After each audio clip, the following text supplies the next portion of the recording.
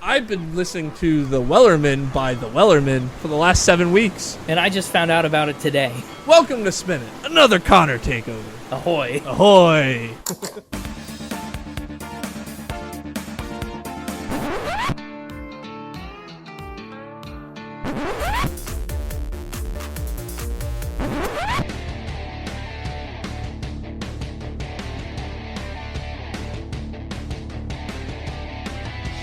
Welcome back to another episode of the Spin It Podcast. This is a Connor takeover. First one of the year of discovery. Yeah, it sure is. And this is a first.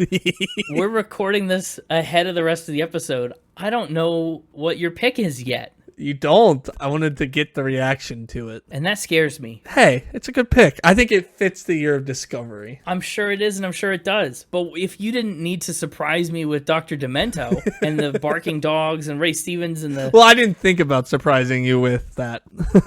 Okay. So you said this pick was recommended to you on Spotify from other things that you were listening to? Yeah. I presume for the podcast? Back on episode 159, I alluded to my first pick. It's another album I plan to bring later in the year of discovery. Oh, so not one we did an episode on? No. Okay, I thought it would be one for the episode that you kept getting recommended. No. I only listened to them once, please. Sure. Well, if you went back to a past one, I don't know. But there's another album that I've really latched onto lately, and so I plan to bring it for the year of discovery. But a couple of the songs from this album that we're going to do today kept being what it would like autoplay after that album ended. And so, I'd get little snippets of it while I was like starting the album over, Uh-huh. And finally I decided to give it a full listen. And now I'm 8 listens deep on it as well. Mm-hmm. As of the time of recording this segment, by the time we get to the rest of the episode. And we're recording this segment 7 weeks before the episode because what he told me is, I need to tell you right now or else I won't be able to stop singing the songs and it'll spoil it. It might spoil it. Is this something that I might know? You'll definitely know at least one of the songs. 3 of the songs, actually. Really? It's a 13-song album, 42 minutes and 59 seconds. Okay, that narrows it down. And you'll know at least 3 of the songs. Is it by an artist that I've ranked before? No, it is not. I checked. Oh, you don't usually check. I was just curious. It's their debut album, actually. And it's a debut album and I know 3 songs? Yeah, because they're covers. The 3 are covers. Oh, okay. Yeah, so one thing I'm doing for the year of discovery is all my picks are going to be music I have discovered recently, or within the year. Some of my picks might not even have been discovered yet. They're not going to be things I already know. They're going to be new things and things that I think are interesting, and maybe not necessarily 9s. I'm taking off that requirement for the year of discovery. Yeah. And if it's just a cool album that I think is worth talking about that I've discovered this year, I might bring it. Sure, I like that. Trying to broaden my own horizons a little bit. Yeah, that's a cool twist. And so, yeah, I discovered this one, and it's what we're going to bring. And it's a new genre. We're setting out on this grand adventure in the year of discovery, and we're going to need some music, some traveling music. Traveling music is the genre? I was surprised when you said it was a new genre, because, we do try and swing a little wide. And I was like, is there a genre out there we haven't hit at least a little bit? I wouldn't say traveling music is the genre, but that's the type of songs, traveling songs. Mm-hmm. Specifically, not all of them fall in this category, but pretty much all of them fall into this category. We're going in the folk. Okay. But the subdivision of sea shanties. What's sea shanties? Yeah, like deep bass folk, to be exact, is what I've seen it called. We're going to do a sea shanty episode. The debut album called The Wellermen by the band The Wellermen, who are named after the song Wellerman, who you definitely know. I think I know that. I do. Here, I'll give you a link to their album real fast, and you can just quickly hit play on that song to make sure it's the one you think it is. Yeah, that's the one I think it is. Sea shanties, I really did not expect. I really did not expect. But am I surprised? No, not particularly. We're traveling. We're going out. We're discovering things. This is our travel music as we travel the seas of new music, the musical seas. We're doing a sea shanty episode. And you want the mixtaper to go find factor spins about sea shanties? Get ready. I think we might have a pirate-themed factor spin incoming. I don't know. So the 3 you'll recognize is, of course, they did Hoist the Colors. And then they did Drunken Sailor, which you should recognize. What do you do with them? Yep. And also, I guess, actually, a fourth one, you should recognize Misty Mountains, which isn't a sea shanty, but No. still traveling music. Deep bass folk is the genre. Sure. Yeah, that is deep bass folk. And a lot of them are sea shanties. That's interesting. Well, it's not an acapella album. No. I mean, the part of the Wellerman I kind of clicked into felt a little acapella, but it's definitely like vocal harmony propelled. Yeah. There's not a lot of instrumentation going on. It's a lot of vocal harmonies and stuff. I should probably wait to talk about what the album may or may not be until after we've listened to it and done all the things for it. Yeah. This is literally just the reveal. This is just the reveal. And it's funny because the audience has known this was a sea shanty episode the whole time and had to listen to me not know. So yeah, now we're gonna cut to, 7 weeks in the future. Yep, pretty much. See you then. See you then. And we're back. We're back. I mean, for you guys, it was just an away, but for us, it's been like 7 whole weeks. Almost 50 days. Wild. Wow, has it really been 50 days? Well, 7 times 7 is 49, so yeah, I hate that. Ugh, 50 days. Where is the time gone? 1/7 of the year. So yeah, with 50 days under our belts, I've had enough time to listen to the Wellerman and do all my research and figure out what the heck this episode was about to be. And I feel good and ready now. That's nice. Yeah. So you listened to this album 8 times 7 weeks ago. How many times have you been through it in the last couple weeks? What's your new total? Give me an over-under. It's so hard to tell with you because sometimes you can grab something like this and run it into the ground, like you did with Miley Cyrus and listen to it 80 times in 15 weeks. You gotta remember, that was when I had an hour drive each way for work. That's true. So it was easier to do that. That's true. I'm going to say 20 is my number. So I think you'll be under 20 and a half. Under 20 and a half? Yeah. You would lose that one. You should have taken the over. I should have. Would you like double or nothing? Yeah, sure, I'll double or nothing. I would like to take over 20 and a half. What do I win? That's not how that's supposed to work. Well, you didn't give me any parameters. Well, too bad you lose. It's exactly 20 and a half. No.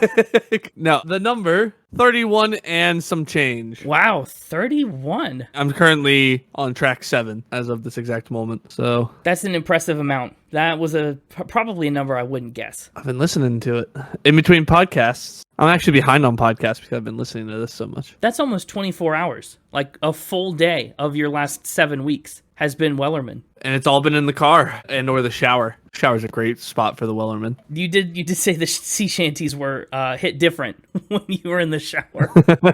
I don't think you said it in the intro part of the episode, but offline, once I knew it was sea shanties, you said that, and I was like, okay.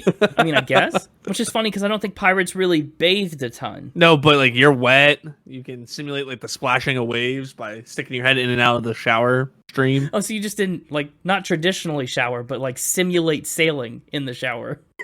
I'm just saying you could. If you wanted to. It's closer to sailing than Than being dry? really. The answer is a car wash with the windows down. Oh, gosh. Is like the best simulation, right? Because you're moving like the boat and it's wet. So like best of both worlds. I think the best simulation is to just get on a boat.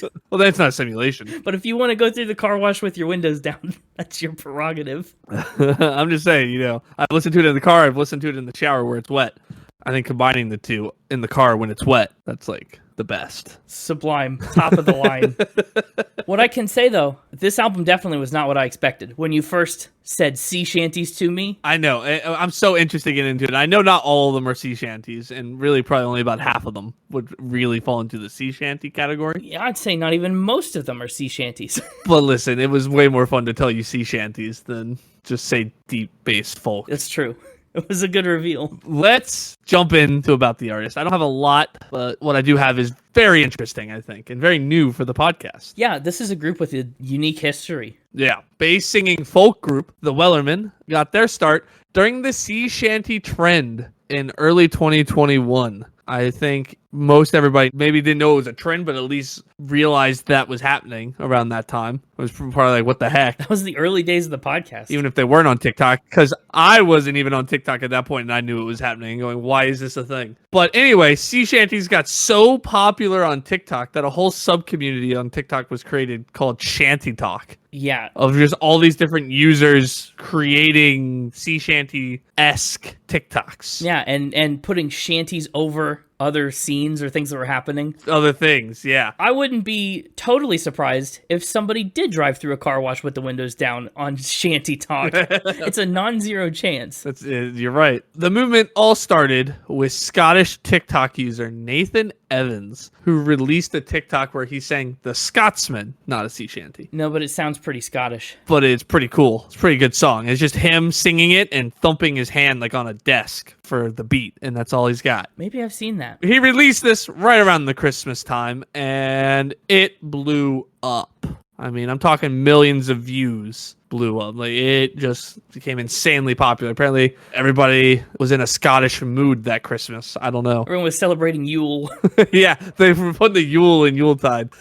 So, this blows up. So he's like, oh, man, I got to do something else. So he quickly follows that up with a version of the song, The Wellerman. And that's when the sea shanty thing really took off. I mean, there were hundreds of covers and remixes and chops and screws. What? And all these other TikTok terms that I pretend to know about, but don't. These are all terms that are apparently used to describe types of videos on TikTok. Covers, remixes, chops, and screws. I'm also not the most versed in TikTok, but I'm a little better off than you. I've never heard of a chop or a screw. I've heard of like the duets and a cover is a cover and a remix is a remix, but chops, that's a new one for me. Chopping is apparently a type of dance people were doing to sea shanty music. I see. Chopping dance or questions I get asked is a TikTok dance trend in which dancers sway their hips while acting out a number of stylized chopping moves with their hands, beginning with chopping on a cutting board followed by stacking their hands and chopping as if cutting wood and ending with finger guns. Apparently this was being done to the sea shanties. I don't know. TikTok is a very trend-driven place. Yeah. Trends upon trends. But anyway, all this was happening, and so many of them were just around his version. There's a really popular version where a bunch of other artists just like remixed his version. So they like take his video and then they just added their own vocal harmony to it and then released it. And then somebody else would take that and add their vocal harmony to it and release it. And so it like would mutate with each iteration like a virus. And next thing you know, you have this wall of vocal harmony and this powerhouse of music, all from the origin of Nathan Evans' version, which is really interesting. It's a cool way to make music. It's a really interesting hive mind-ish way to create a song, right? It's collaborative and like open source. Anyone could just go in and add a part. Yeah, it's literally, that's great. That's the best way to describe it. Open source music, right? Where it's just like, this thing exists, you do what you want with it, and then somebody else takes that and makes that better, and so on and so forth. If they pick up the chain that your video's on. Yeah. Maybe they just get stuck on another branch of the tree. Yeah. And so, that specific version with all the most popular version of the remix, that's important. Don't forget about that. We'll be back. Okay. File it away. Putting the pin in it. I'm dropping the anchor. Oh, dropping the anchor on that. Oh, there you go. Now we kind of understand this idea of Shanty-Tok. Let's talk about one of the rising stars of Shanty-Tok, today's featured artist, the Wellermen. The Wellermen are literally a worldwide group. At the time of the band forming, the members were spread out across the globe. You have Bobby Waters, who was at the University of Massachusetts, graduating with a degree in computer science. Jonny Stewart was over in the UK, freelancing as a bass singer and studying to become an accountant. Mm-hmm. Then you had Luke Taylor, who was in Pennsylvania, and bring up the anchor, time to set sail again. Oh, setting sail. He was the original deep bass that was added onto the Nathan Evans version. Oh. So that's how he got involved. And then to complete the lineup, we have British native singer/actor and multi-instrumentalist Sam Pope, who joined the group. And all four of these people had their own individual like TikTok music careers going on, right? Where they were like part of the sea shanty trend. And then the four of them were like, hey, we should collaborate. It's a great idea. Which technically would make them a super group. I think so. I think it makes them a crew, like on a boat. The whole idea of a super group is a bunch of individual artists coming together to perform together, right? And that's what's happened here. Yeah. The four of them released their own version of the Wellermen on TikTok. And again, it became an overnight success thanks to the Shanty-Tok group. Well, and also thanks to the fact that it was really good. Well, that too. And here's the really interesting thing. Like, these four, they perform this song, they do some other collaborations together. The four of them had not met in person. This is how it was happening in, again, 2021, right? Into 2022. Hard to travel in those days. Yeah, they did not meet in person prior to their debut show in June of 2023 in the UK. Yeah. The first time they were all in the same room together was right as they were all arriving for their debut show. And I think that is so interesting how like social media in the modern era of technology can lead to a band being formed and having millions of followers before the band is ever even in the same room. It's really hard to wrap your head around. That's true. Like, it's insane. Since their debut performance, they have gone on to perform at the Brits, on Ant and Dec's Saturday Night Takeaway, on Last Week Tonight with John Oliver, on The Colbert Show, and on ABC News Australia. That's what's going on down under.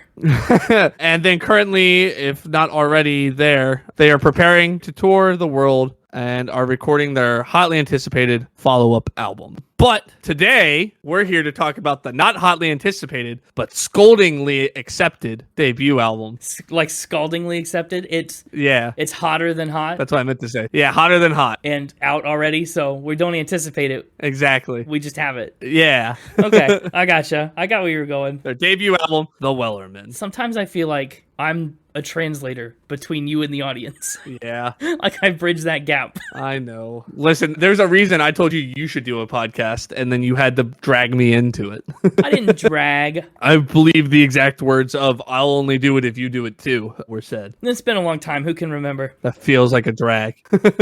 Anyway, so they released The Wellermen. The band and album. The album was first fully released on TikTok. That's very unique. Yeah. We've had like lies about that before. We talked about Noah Khan releasing a Hanukkah EP on TikTok, but that didn't really happen. This one actually did. Yeah. It has a combined 50 million plus streams across all platforms and launched them to a 7 million strong global fan base. That's a pretty big crew on the ship. The album itself is categorized as deep bass folk, though I've also seen it described as pirate metal, pirate folk metal, and also just simply a sea shanty. Take your pick genre-wise, what you want to call it. I don't know. I'd lean away from like pirate metal and folk metal. I don't think it's metal enough for metal, but definitely pirate folk seems to make sense. And sea shanties is pretty accurate. I feel like really deep bass folk is... Deep bass folk is the best, and that's what I go with. Yeah, it's pretty much the most descriptive. The album features 13 songs and a bunch of different guest features and things. A lot. We'll get into all that later. And due to how new the band and album are and how quickly it just kind of became a success, that's all I really have in terms of them without diving into things I felt I shouldn't dive into. So I think it's time for the mixtaper to come give us a pirate-filled round of Factor Spin, supposedly. It's what I've been told. That's right, and he gets to play against you this week. Sure does. So, my turn to kick back and cheer you on from the sidelines. Yeah, get out of here. I'll walk the plank, okay? Hey, hoy! It's me. Hey, hoy! All right. Captain Mixtaper. You dastard. How you doing this week? I think I'm coming down with a case of scurvy. Well, better eat some lemons and limes. It'll cure you right up. I'm hoping you're coming down with a case of losing Factor Spin. That'd be pretty nice. That would be pretty nice. And I'm not going to get as pirate themed as you probably want. I know it was said at the beginning in the intro part, but that was 7 weeks ago, and I did some digging and some researching, and pirate theme felt too on the nose. So instead, I decided to bring a new game to the podcast. Why is it every time you play me, Mixtaper, you gotta come with a new game? Are you that upset with how I was smoking you with just basic Factor Spin during the first few years of the podcast that now you have to bring a new game every time to try to win? I have a good explanation for this one, but it'll have to wait. Okay. I do have a new game, and it's essentially just Factor Spin. But, I mean, are you familiar with Two Truths and a Lie? Of course. It's one of the things that when you were pitching the show, you used as an example for what it would be like. Exactly. Well, this is kind of like that, but inverted. This is 2 spins and a win. Oh, it's a good name. Thank you. Hey, Mixtaper, if there's one thing I can say is, even though you always have to come up with these new games to try to sneak a win out with me, you at least come up with clever names for them. I'm glad. And then you get to use those clever names against James at a later point, which is always fun. That's true. So I'm going to go through each member of the Wellerman, and I'm going to tell you 3 things about them. Okay. 2 of them will be spins, not true. Okay. 1 of them will be a fact, and it's up to you to find the fact, find the truth. Okay, that makes sense. That is your win condition. I think we should also put some stakes on this. I think the loser swabs the poop deck, aka cleans the bathroom. Okay. You have your own bathroom in our apartment. We each have our own bathrooms. So I don't understand. Like, you want me to just clean my own bathroom if I lose? And you clean your own bathroom if you lose? Yes. Here's how we'll do it, Mixtaper. If I win, we each clean our own bathrooms. If I lose, I clean yours and you clean mine, because I'm sure yours is way worse than mine. You might be right. Fair enough. So that'll add the stakes. Okay, and since I've got 12 bits of information this week, I'm gonna have to put some limits on you for time's sake. Fair enough. So, I think you'll have a question bank. All right, we'll start you with one question for each fact, and then you get a bonus 8 questions to use whenever you want. So you'll have 20 questions that you can burn at will. So I have 20 questions total. Total, over the 12 facts. Okay. Perfect. Who would you like to start with? Let's go in the order I talked about them. Talk about Bobby Waters. Too bad, we're starting with Luke Taylor. All right. I feel like I should give you all... Should I give you all 3 statements first? That's at least how 2 truths and a lie works, is you say all 3, and then people start quizzing based from there. That's true. I don't want to assume how 2 spins and a win works, but in my experience with 2 truths and a lie, you would say all 3 statements. I'll say one, and you tell me if you want to ask a question or hear the next one. And then, yeah, that'll be a good way to do it. Up first for Luke. He has never owned a pet. Okay. Hit me with the next one. He only has 9 toes. Hit me with the third one. He accidentally climbed the Alps. All right. Time for our first question. Fire away. One does not simply accidentally climb the Alps. Yeah, I figured this one would get a question. And I would think it'd be impossible too. But he said he and his family were just on a hike and they saw people walking and decided to follow them. Like a golden retriever. 3 hours later, they looked around and they realized they were on top of a mountain and had accidentally climbed the Alps. Insane. Wait, that would be another question. I gotta be careful not to burn too many questions. It would. Well, you get at least one question for each thing. That's true. I feel like, though, the other 2, there's not a lot of questions, right? I mean, that's true. I did start with Luke to get you a good feel for the game here. You were like, I only have 9 toes. Like, what am I gonna ask about that, right? It's like, he either has 9 toes or he doesn't. Well, that's true. Well, I actually know what, this one I do have a question. Okay. Was he born with it, or did he lose a toe? He was born with it. No follow-up needed there. If he had lost it, then there would have been another question question needed. Exactly, right? Mm-hmm. I think that one's good. Then what was the other? He's never owned a pet. He's never owned a pet. Again. I don't really think there are any questions you can ask about that. So back to the Alps. Uh-huh. So you said how old was he? That's a question. He was 14 years old. 14, accidentally climbing mountains. Yeah. I like it. That one's the true fact. Accidentally climbed the Alps for the win. Well, you have earned your very first point of 2 spins and a win. That's true. I'll be honest, part of my logic was just because I burned so many questions on it. I had to pick it. Yeah, no, Luke climbed the Alps, 14. It was his first time in Germany, and they just ended up on a mountain. Amazing. You've got 17 questions remaining. I'm just checking in on the total. Where do you want to go next? I don't think it's going to matter. You're right. I'd like to go to Bobby, since that's what I picked the first time. Yeah, we'll do Bobby next. Feels like that was always going to be what happened, but okay. Yeah. Bobby Waters up next. Okay. First bit of information. He's been in a limousine crash. I'm sorry, hang on. If I ask one more follow-up question on the round we already finished, does that eat into my question pool? I'm just curious about something. Since we're done, I guess not. Since you've already earned the point. Like, so what is this? Was this like him and his parents? If he's 14... I assume it was... Isn't he the one that I said was from, like, Pennsylvania? Yeah, I assume it was with his parents. I don't know. I just know it was his first trip in Germany, and that's what I got. Fair enough. So anyway, back to Bobby. What are my supposedly true facts? All right, first up for Bobby. He's been in a limousine crash. Oh, we've had those on the podcast before. We sure have. Emmylou Harris broke down 2 limousines on the way out of her wedding. Whether it was true or not, I don't remember, but we did talk about that. I think it was false because the first one was true, but then the second one wasn't. But I don't remember either. Okay, so... He is a certified whitewater rafting guide in Colorado. Ooh. And he threw out the first pitch at a Red Sox game. Start with Red Sox. Okay. Usually, to throw out the first pitch, you've got to be with a group of note that's being, like, honored, or, like, be a person of note that, like, is at the game. So what led to him being able to throw the first pitch? Well, it was from a random drawing of kids. random drawing of kids. I'll just assume from that statement that he wasn't an adult entered into a random drawing of kids. That'd be pretty funny. That'd be like a backwards Harry Potter and the Goblet of Fire. That's a reference I don't get. Probably. The fact is, I'm a certified whitewater rafting guide, so I can assume that means he's currently.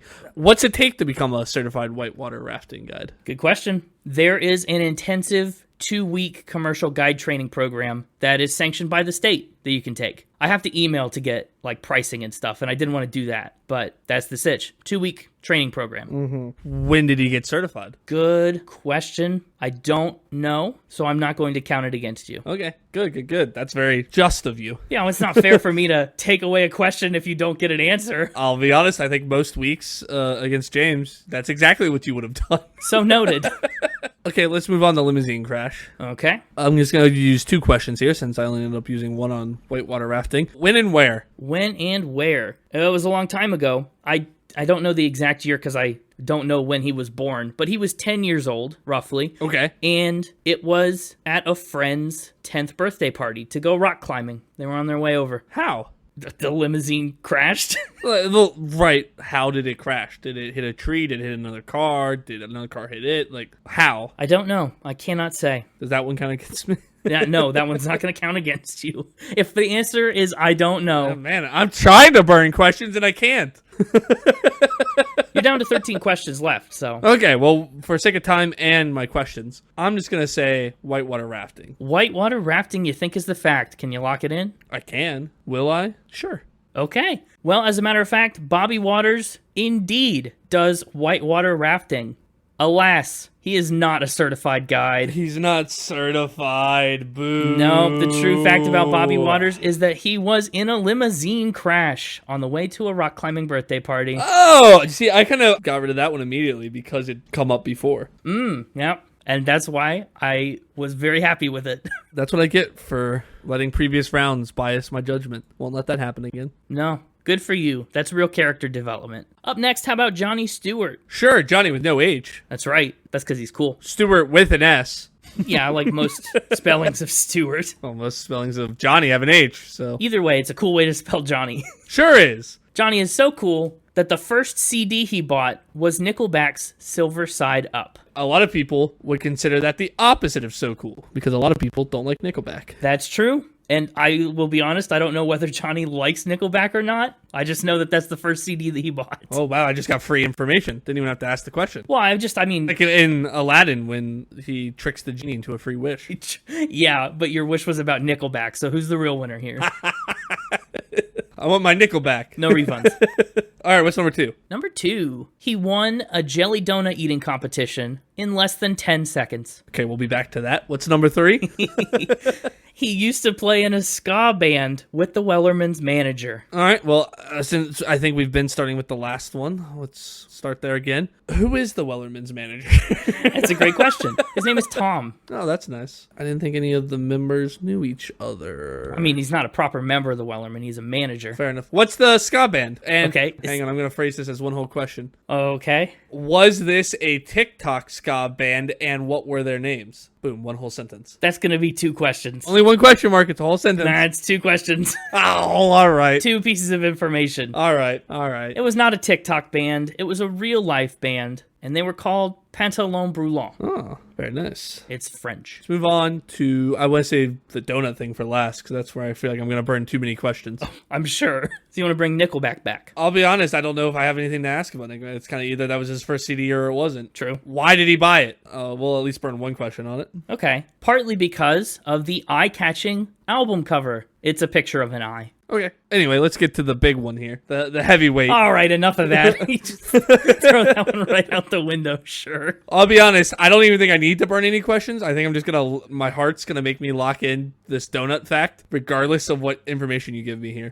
Okay. Well, mainly because the Nickelback thing is whatever. And I'm skeptical of the ska band thing because the Wellermen all met on TikTok don't know one another. And Pantalon is pants. And if my sister's French classes have taught me anything, brûlant, or however you said that, should be like fire. So I'm thinking liar, liar, pants on fire. So I'm already skeptical of that one. And I know you know French mixtaper. I don't. That's not true. But go on. So anyway, jelly donuts. eating competition. You said 10 seconds? Less than 10 seconds. Okay. And that you're walking on thin ice, not counting that as a question. Well, I was just reiterating the fact. I feel like that shouldn't count. I know, so I'm going to let it stand. You're down to 9, which means you've got plenty of questions left. Okay. How? By eating a donut very quickly. But like how in less than 10 seconds? I guess I'll give you the rules of the competition. It's kind of what you're asking. Yeah. No hands, and you couldn't lick your lips with the jelly donut. No licking your lips? That feels like a weird rule. I know, but that's it. You got face to the donut, no licking. Yeah, let's just go with it. Okay, just jumping right in. Wonderful. So you're locking in winning a jelly donut eating contest Yep. in less than 10 seconds. Heck yeah. I could have locked that in less than 10 seconds. Well, you would have been right. That is the true fact. Amazing. I mean, it's just my heart wanted to pick it. I know. Johnny won the donut contest. It was a charity event, and Johnny said that they called him Donut Boy for a month after he won. That's awesome. It's pretty good. Donut Boy. Uh-huh. Johnny is also big into cats, like the animal, plays Assassin's Creed and FIFA, and he's a supporter of Newcastle United and a fan of the Buffalo Bills. You found a lot of information about these people. I did my digging. Yeah, for as new of a band as they are. Well, that leaves us with Sam Pope. Good old Sammy boy. What we got? Sam is a distant relative of Sir Francis Drake. Okay. Sam once spoke to Elton John. I think I'll leave it there for now. Once spoke to Elton John. So, distant relative spoke to Elton John, and I've already forgotten the third one. You haven't said a third one yet. You haven't told me to move on. Well, my bad then. You know what? The third one. Are you locking it in, or do you want me to say it? No. Say it. Sam's prized possession is a Boba Fett action figure that is currently worth around 8,000 pounds. That's $10,215 US. I'm not going to make you burn a question on that, even though you've got questions out the wazoo for these last 3. All right, starting with the last one. $10,000 action figure, huh? Uh-huh. Why is it so valuable? Well, it is a 1979 prototype that never went to production, so it is rare. How did he get it if it never went to production? Well, there were 30 produced, and he's, I guess, a collector. Sounds like they went to production for a quantity of 30. Well, I guess. It's just a prototype. I want my question back. Never went to mass production. He got a theoretical toy. Fair enough. How many questions do I have? 5? You got 6 left. What did he talk to Elton John about? Talk to Elton John about avocado toast. Very, very popular thing these days, especially on TikTok. I mean, is it? I don't know what's popular on TikTok. I don't know what's popular on TikTok, but I don't know if it's avocado toast, though. Well, the TikTok generation is the avocado toast generation, I feel like, so. Maybe? I don't know. I'm not on avocado toast talk. Yeah. What was Elton John's opinions on avocado on toast? Great question. I don't know if he had any opinions, but I do know why it came up. Okay. It came up because Sam was eating avocado toast mid-bite, and Elton commented on it. He said that it was his worst nightmare and a dream come true at the same time. Oh, wow. What a coincidence. My next question was going to be, was that a nightmare or a dream come true? Thanks for the free answer. Well, you're welcome. I feel like saying both at the same time would have been a non-answer anyway, so. Remind me who Sir Francis Drake is. That's a very important bit of knowledge to this fact. Is it who I think it is? Wasn't he a pirate? Francis Drake was, an English explorer and pirate who lived from 1540 to 1596. Spent a lot of time in Central America. Was he a pirate, though? Yeah, he was. And he was actually Forbes' #2 top earning pirate by their estimation, earning a modern equivalent of $162.7 million.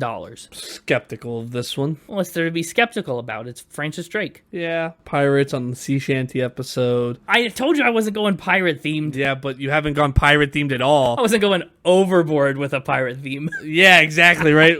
I don't think you could help yourself from putting it in there a little bit. Okay, so hang on. Let me play a little game theory here. You have 3 remaining questions. Yeah, let's see. Luke Taylor, the correct answer was the third one. Then we went to Bobby Waters, where the correct answer was the first one you said, I believe. Then we went to Johnny Stewart, where it was the second one, wasn't it? Which means this one could go anywhere. There's not like an obvious hole. Darn. Yeah, I definitely spread them out like that on purpose. Darn. I couldn't just put the truth in the same place every time. I like the idea of the Boba Fett action figure. So I think with 3 questions in the bank, just going to lock that one in. Okay. I'm going to take my 3 questions and never let them be produced, and hopefully they'll be worth $10K someday. Yeah, well, now that you've locked it in, I can tell you that those 3 questions you saved are worth -3 points. So What? Oh, no! get this right or not, you're not gonna have a good week. Oh, no! No, I'm just kidding. I'm kidding. But what I can tell you is the prized possession that is a Boba Fett action figure, currently worth around 8,000 pounds, is not Sam Pope's prized possession. That's one of my spins.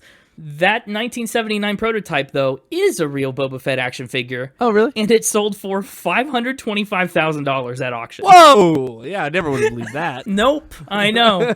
The true fact about Sam is that he is a distant relative of Sir Francis Drake. Oh, the pirate! No! The pirate. And I put it last because I knew you wouldn't believe it. Francis Drake was one of 12 children, and he had 2 wives but no children of his own. So Sam's not a direct descendant, but he is, in fact, on the Francis Drake family tree. That's cool. It is really cool. He was also the second person to circumnavigate the world. Not Sam, Francis Drake. So wait, we just went 50-50, right? We went 50-50 on 2 spins and a win. Hey, that means it's 50-50. That's 2 250s and a win for both of us. You're right. 2 spins and a win. Sure. I don't know where I was going with that. I was really trying to make something of that. Wow, I'm impressed with how much information. I guess, I mean, you only have to find one true piece of information about each of them, and then you made everything else up. But still. Boy, well, I gotta tell you, though. After the debacle with certain misinformation last week and how badly I dropped the ball on that. I wasn't even going to bring it up. Well, this time I decided I better get a little more ironclad. So I reached out to the Wellermen directly. You did this last time you played against me, to no avail. Are you telling me this time it was successful? It was very successful. Whoa! All 12 of these pieces of information came directly from the band. Really? They made up their own spins? Absolutely. And that's why I had to do 2 spins and a win. I couldn't not include these amazing lies. That's amazing. Also, Luke does own a cat called Uncle Bill. That's true. Oh, that's fun. And he has all 10 toes. Yes. Anyway, that is really great. So, big, huge, amazing special thanks to the Wellermen. Yes. And to Lucy and Ruben with 10 West for helping set this up. What a fun round of Factor Spin. That's amazing. Oh. I was so thrilled. I've just had this in my back pocket and I couldn't tell you about it for 7 weeks. That's awesome. It's been killing me. Yeah, thank you, Wellerman, and the other people that the mixtaper just said. Yes. They need like a special Spin It award for being the first artists to acknowledge us when we reach out to them for Factor Spin. I think their Spin It award is the Wellest Men. The Wellest. Hey, congrats on being the Spin It Wellest Men. The Wellest Men. Yeah. I was thrilled. Oh, I was so excited. And they made such good facts and spins. It was incredible. You know, Mixtaper, when you and I were coming up with this game, when we were first brainstorming what this podcast could be, the idea of the artists themselves helping come up with their own fun, little-known trivia and fake facts was exactly like the height of where we thought this game could go. So it's amazing to see 166 episodes in. We finally have gotten a taste of that thanks to our Wellest Men. The Wellerman. That's true. Now, you know, since we got that line of communication, I think we need a mixtaper feature on a sea shanty. Yeah, right. Oh, I also meant to mention, because this is a wild fact, and who is he? Also meant to mention that Sam is, I mean, you mentioned he's an actor, but did you know that he is currently in a touring production of Meatloaf's Bat Out of Hell? Yes, okay. So I did know this, but I was afraid, Mixtaper, that you were going to bring that because, again, who is he? Who is Meatloaf? Who is Meatloaf? I didn't want to say it in my intro stuff in case you were bringing it, so I'm glad you've mentioned it. I couldn't tell you. You could look wherever you want for Wellerman stuff because we've got the exclusives. Yeah. Would have spoiled everything. But yeah, I think that makes us probably the most informative Wellerman podcast. Second week in a row, we've proved we're the most reliable source of information on the internet. Yeah, this is awesome. Thank you, Wellerman. Absolutely. And I guess wait, what does this mean for the bathroom cleaning situation? Who's swabbing the poop decks? I think we just, neither one of us clean our bathrooms. Honestly? Good deal. Anyway, thank you, Mixtaper. See you next week, where you'll be back fighting James, duking it out for another round of Factor Spin. You know it. Yahoo! All right, that one wasn't as good. Well, look, I'm not a pirate. Get out of here. No, you already said it. Get out of here. Yeah! Well, that was fun. Well, that was wild. I'm back. All right. Well, shall we talk about the album art? We shall. Let's do it. What do you think? Well, so I mean, it's very layered. There's a lot kind of going on, It's very layered. but also not a lot going on all at once. It's a lot going on, and a lot of it is hard to see. Yes. It's very, like, transparent. Obscure. The opaqueness has been turned down in Photoshop of most of the features. So the first thing I notice is the big orange gleam at the top. Kind of looks like a sunset over the ocean. Really cool. Then I feel like I noticed the sandy looking strip at the bottom where their name is and the album title is, because, you know, it's the same thing. And then it's really hard to pick out. I mean, above that we see the band, I presume, on a beach, right? Or near an ocean, but they might just be standing anywhere for all I can see. And in the background there's maybe hills or mountains, or I don't know. Like that little bit of light that's around their feet kind of makes it look like they're standing in a small boat. The streaks of light almost halfway up the album cover kind of look like windows on a train or a bus. And then there's the anchor, which is, you know, their logo. That's super transparent, but kind of encompassing everything. Yeah, and then, like, with the lens flares, it almost gives me, like, Northern Lights, sort of. It kind of gives me that feel. Yeah. And then also, one thing I tried to Google and couldn't find an answer to. Why is there a 9:10, like, clock thing in the top of the anchor? Oh, it is a digital clock that says 9:10. It's reflected in there. It's a digital clock that says 9:10. Couldn't figure it out. So I may reach out to them just for my own curiosity about that. Yeah, that's very interesting. I think this is a cool album cover because it's so in concrete. The other thing that it kind of looks like to me, I don't know if it's like my pattern-seeking brain trying to create a pattern, but doesn't it look like the white smears across the middle right above the four of them, like through the middle of the anchor? Looks like screens. Looks like computer monitors. Oh, I was thinking like windows. Yeah, no, I'm thinking computer monitors, because then you got, like, on the left-hand side, like a weird shadow that's almost looks like a head looking at the monitors. Like he's sitting in a chair at a computer looking at the monitors. Yeah. Maybe it is windows and it's like on a bus and it's like the windows, you know, who knows? There could be a million things it could be. I don't know. It's very interesting though, compared to a lot of album art we get on here that can be kind of just bland, or like, here it is, it's the artist's face, or it's the name of the album with some weird colors. Like, this one has a lot of interesting detail that I want to know more about, and maybe it's just because I can't readily get the answer because they're not the Beatles, right? Where every bit of everything is known about them. It makes me want it more. I don't know. I feel like now that I'm looking at it, like the red flare in the top kind of looks like it's shaped like a siren, right? Like a red light that's hanging from the ceiling. And It's the ambulance that came to collect them after they crashed the limo. maybe. I don't know. Yeah, I don't know what it is. And I didn't even notice the 9:10 clock in there. Yeah. I don't have an answer, but what a vibe. It's a great vibe, I think, for what this album ends up being. And I think it's time to jump into our first track, or at least that's what my mother told me.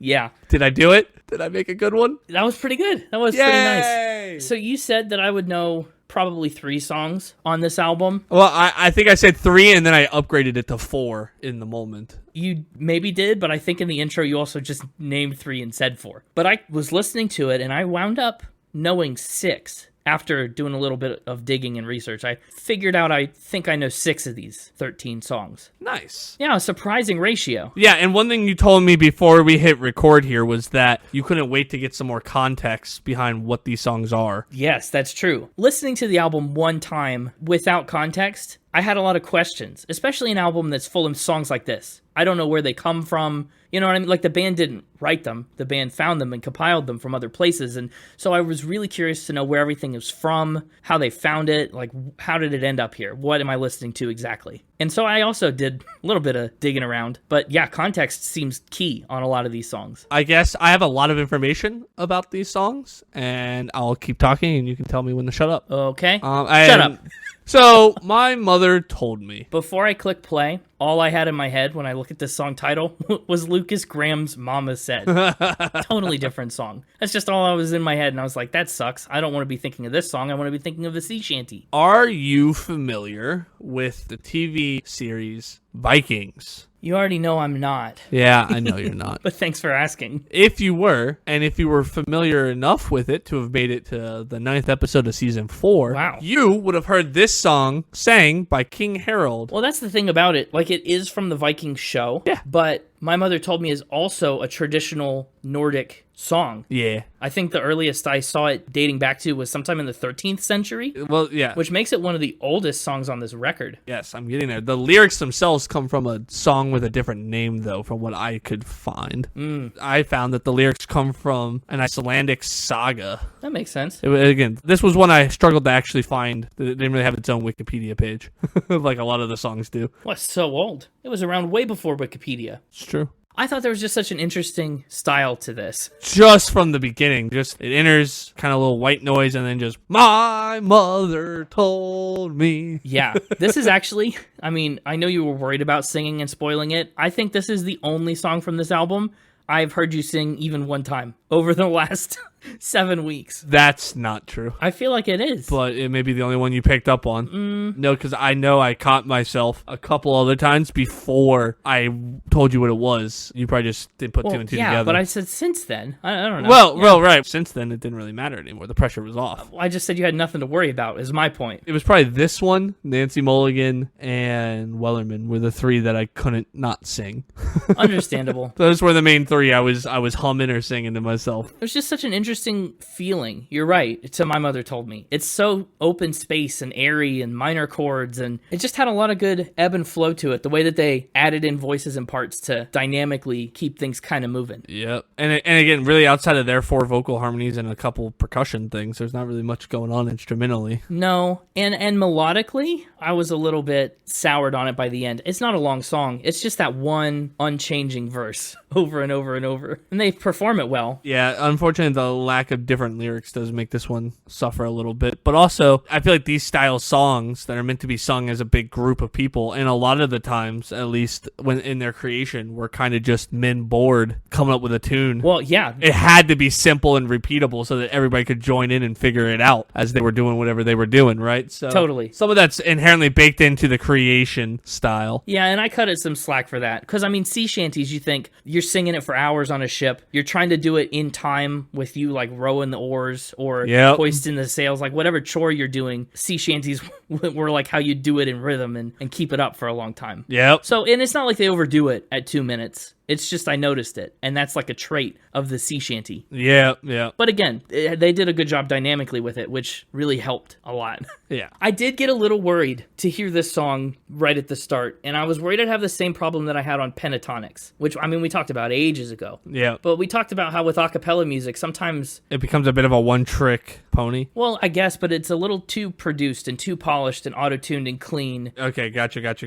And I feel like what I said was when I listened to a cappella music, at least pop a cappella, I want it to sound live, and I want it to sound repeatable on a stage. Uh-huh. And I was a little apprehensive that was maybe a direction we would head after My Mother Told Me. I don't think it panned out that way, but that's what I was thinking. Yeah, no, I don't think it does. Mm-hmm. Anything else about My Mother Told Me? No. All right. So Nancy Mulligan is next, and that is the song that turned me on to the Wellerman in the first place. Yeah. I mentioned, I believe, in 7 weeks ago, I was listening to a different album that may or may not show up later in the year of Discovery, and every time I would finish that album, Spotify would autoplay Nancy Mulligan. Yeah. And after like the 8th time of the opening to Nancy Mulligan, I finally was like, you know what? I'm going to let it keep playing, see what the rest of the song is about. I like this.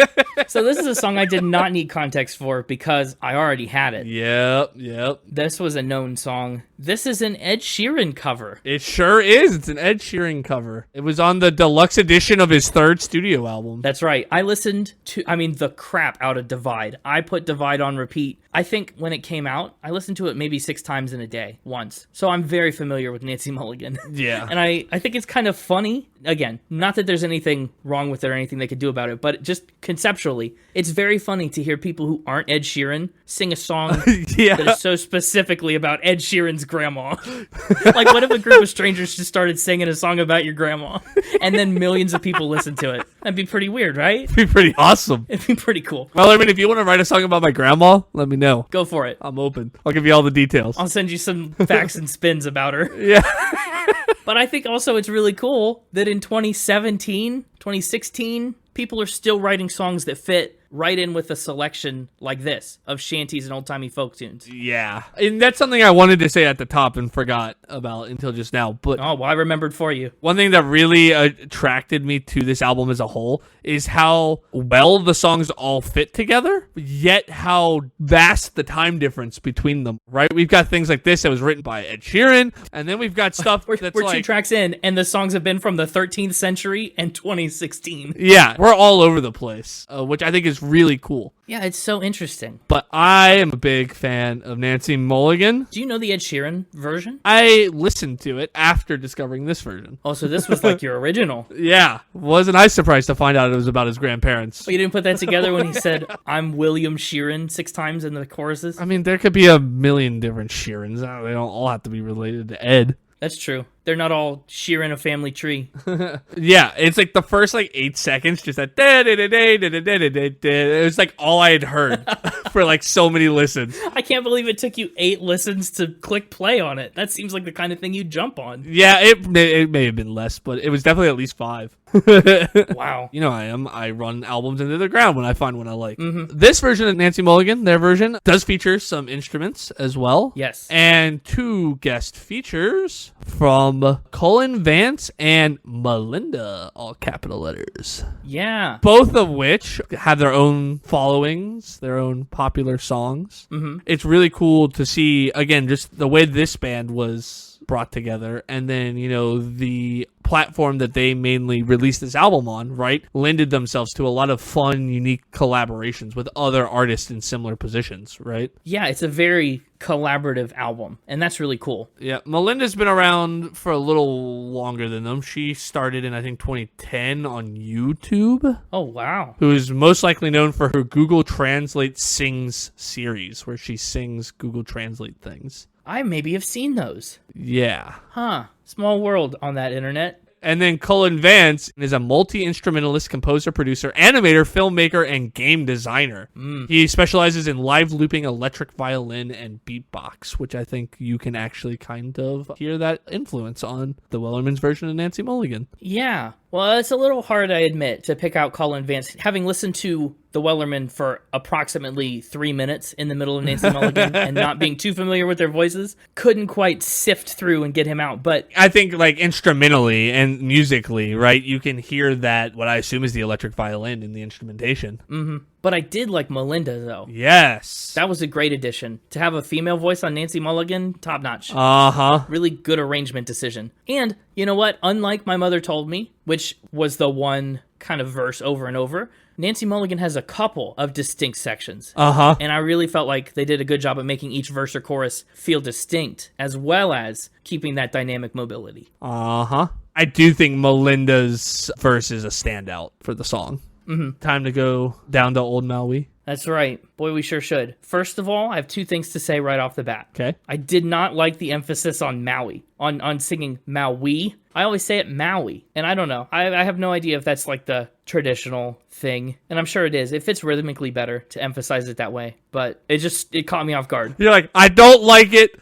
but it's probably better. I don't like it, but I just don't see a way around it, and it's probably more accurate historically to what they did in the past. Because this one is actually another traditional song. Yeah, and it's also a round. Oh, did they do it in a round on this recording? I only listened to it the once and I don't remember, but it probably would go well as a round. I don't think they do it as one. No. It's a traditional sea song, as you said, Mm-hmm. or a sea shanty. Yes. It expresses the anticipation of the crew of a whaling vessel on its return to Maui after a season of whaling in the Kamchatka Sea. Yeah. It's from the mid-19th century, which is cool. At least. I feel like that's just the earliest lyrics they've found. It says, although the words have been found in recordings going back to the mid-19th century, there's some dispute about the accuracy and provenance of the melody itself. The words rolling down to old Mohi, which I think was how Maui used to be pronounced. Who knows? And would also explain why the rhythmic would go Maui, because it would have been going Mohi before. That's true. They've been found in a copybook of a sailor called George Piper, who was on a whaling ship between 1866 and 1872. Other references point to a version recorded in the journal of a whaling ship, Atkins Adams, back in 1855. And then the tune that is given to the song now, maybe because the original one was forgotten, or maybe because it is the original one, who knows, does also resemble that of popular 18th century song Miller of D, and could be derived from that. Okay. Very mixed origins, but traditional. Traditional. The second thing I meant to mention is I had an epiphany listening to this song. Uh-huh. I was following along with the lyrics on Spotify as they went by. Yep. And at one point they sang the word Wellermen. Yep, I had the same epiphany. And it sounded just like Wellerman, and I went, oh, that's what it is. Yeah. That's what the Wellerman comes from. It's like reductive slang for a whaler man is a Wellerman. Yeah. I had no idea. I figured it out. And then the other thing that kind of caught me in the lyrics is later in the song, I think it's like verse 3 or something, there's a lyric that says, our stunsel booms is carried away. And I said, what's that? Uh-huh. Like, what on earth? And so I looked it all up, and I learned a lot about studding sails. Uh-huh. Yeah, I like how you were like, I wanted a lot of context for these songs, so you better come with context. And then everything I have, you're like, I've already looked it up. Well, I went and found it. I found the context that I wanted. It's like, what the heck? Thank you. You were like, you better have context. I want context. And I'm like, don't worry, I'm bringing context. And you're like, don't worry, I already know it. I already know it. I was too impatient. But I learned about studding sails, which are like little extra sails that you put on in clear weather when it's smooth sailing, and they'll just give you extra speed. To make yourself go fast, go zoom zoom. Yeah, they stick out of the sides. 17th century Nas.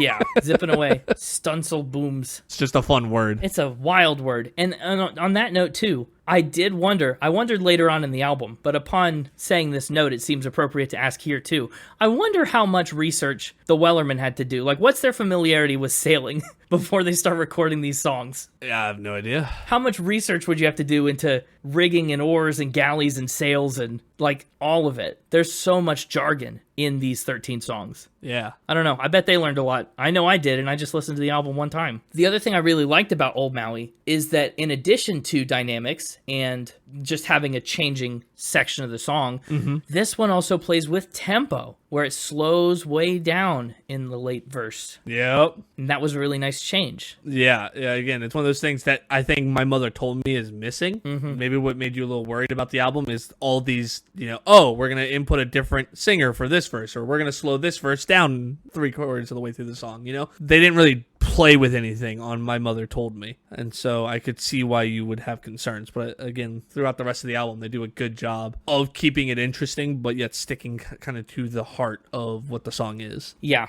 I also kind of thought it stopped weirdly abruptly at the end. But maybe if it's a round, that's like part of it. Yeah, it does. But I also, I think as a round, it would maybe not be as abrupt. Yeah, I thought it was interesting. It was definitely a nice midpoint between My Mother Told Me and Nancy Mulligan. I have a question. Well, you got 3 left, it sounds like. Oh, no, I only have 3 more questions for the rest of the podcast? Oh, no. Well, that's the mixtaper's rule, not mine. Maybe I'll let it slide. We'll see how many more questions I ask. We'll keep track. Sounds good. Were you as fascinated with the Northwest Passage growing up as a kid as I was? No, I feel like I was more of a Bermuda Triangle kind of guy. Other side of the ocean. Everybody was into the Bermuda Triangle. You're just one of the niche, one of those special nerdy kids into the Northwest Passage. I was one of those hipsters, yeah. I don't know. I just feel like I learned a lot about the Northwest Passage as a kid, and I don't know if that was because my school was interested in the Northwest Passage, or I was. I don't remember. They're really pushing it on you. Yeah, I feel like it was a me thing, but I thought maybe if you also learned a lot about it, then maybe it wasn't a me thing. I don't know. I feel like I learned more about it this afternoon than I did in school as a history major. So I don't know. Fair enough. Well, the song The Northwest Passage is one of the best known songs by Canadian musician Stan Rogers. Yeah, this was the start of an unraveling of sorts for me. Yeah? The glass breaking a little bit. Okay. Well, I listened to the album without knowing any of this. I mean, I knew Nancy Mulligan was newer and whatever, but then I started looking up stuff like Northwest Passage. Well, why'd you do that? Which, when I heard it, I was like, wow, another sea shanty. Like a very sailing-oriented song. I was like, I wonder how old this is. That's wild and so cool. And the thing's from like 1981. Yeah. Listen, that's what I said. We're all over the place. 16th century, 2012, and 1981. I know, but ignorance was bliss, and I liked it better when the song was mysteriously traditional and not from the 80s. You're the one that said you wanted context, all right? Knowledge is both a gift and a curse. I cursed myself with Wellerman knowledge. But, you know, the song, even though it was from 1981, it is recalling the history of early explorers. That's right. It's a song like tributing the early explorers who were trying to find a route across Canada to the Pacific Ocean. Yeah, Columbus tried it, couldn't do it, ended up so far off it's not even funny. Yeah, I mean, Sir John Franklin lost his life on the quest. Yeah, I learned about him when they said Franklin 16 times in the song. I was like, who's Franklin? Yeah.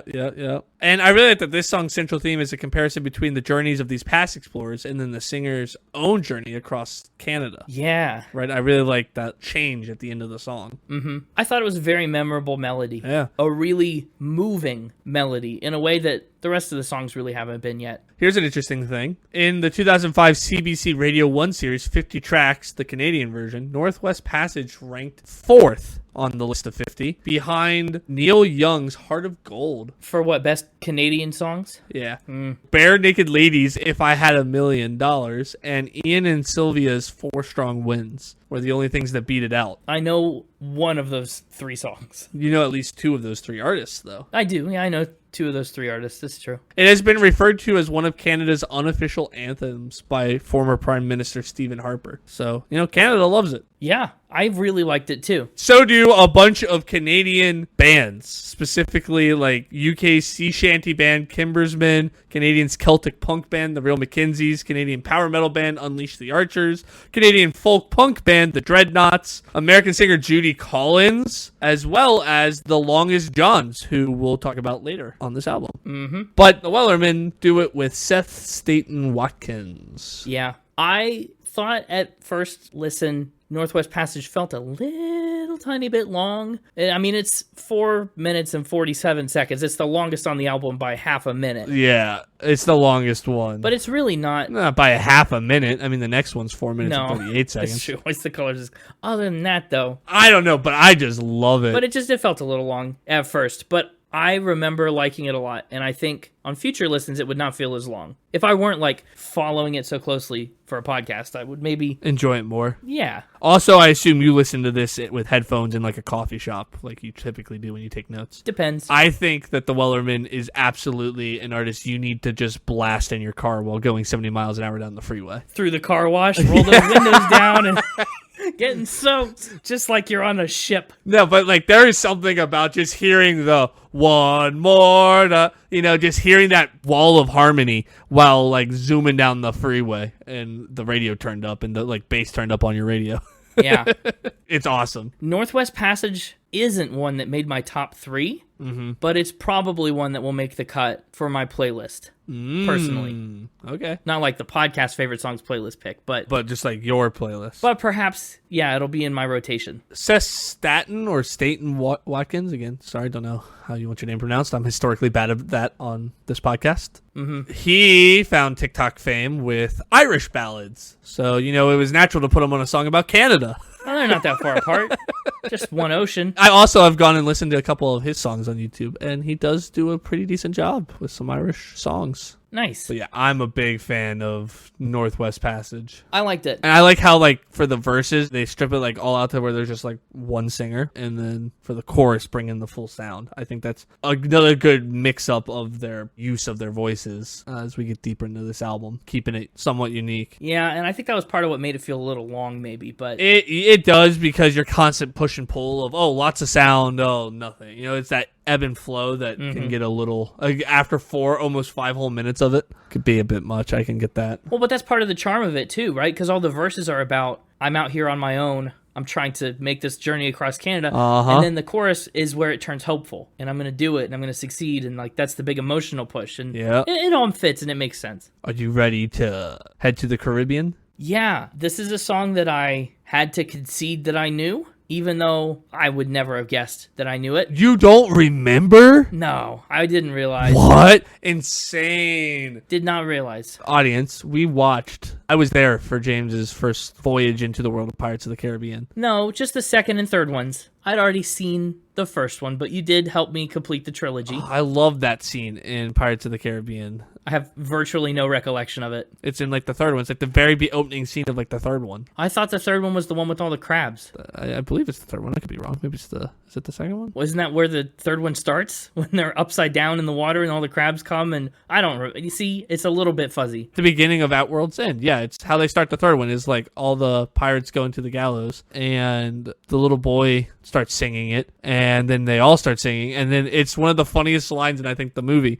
The main bad guy, Royalman, is like standing there watching them, and one of his guards comes up to them as these pirates are all singing very loudly and goes, "Sir, they've begun singing," as if like he can't hear them. Also, it's Hoist the Colors. Did we say it's Hoist the Colors? Yeah, I don't think we said it, but it's Hoist the Colors. That's the song, just to be clear. Them singing the song is like the signal that the pirate council needs to be called together or whatever. Wild. Yeah, I don't remember that too well. It's a weird plot, but it's great. I watched it, so I knew it, and I counted it in the songs that I knew, but definitely didn't recognize it here. Yeah, it's a great song. Features a ton of people. I'm sure. And people that probably sing very deep notes. Yeah. I liked their version of it, and I thought it was really interesting and well executed. I said, there's no way pirates would have ever sounded this good if they tried to sing this. I mean, they would have had to change the key by like several steps. It's just so deep. This is the deepest of deep bass folk. We found it. This is the basement. Get it? Because bass, and it's as deep as it goes.